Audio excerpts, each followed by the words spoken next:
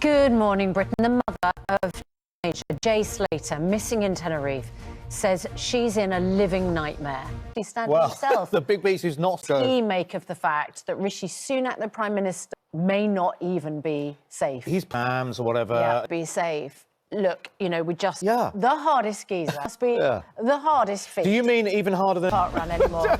I mean, you were Director of Communication. Last election, 2019.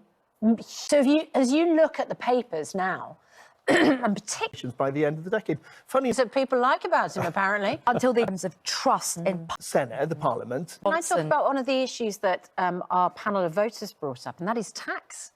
And I don't think voters believe that Labour, if they get into government, and my goodness, you know, apparently just like obliterating every other party, I don't think they believe that their taxes aren't. Good morning, Britain. It's 3 minutes past 6. Good morning, Adil. Good morning, to see Susanna. you this morning.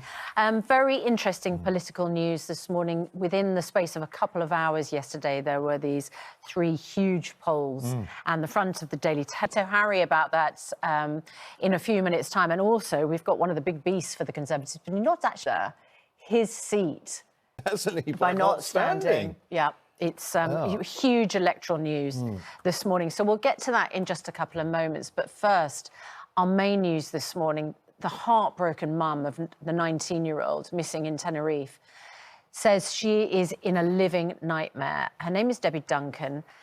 She's told ITV News she just wants her baby back, talking, of course, about Jay Slater. Yeah, a major search is continuing for Jay Slater from Lancashire, who disappeared on Monday after going to stay with people he met on a night out. He was on holiday, like thousands of others, on the island with friends for a music festival.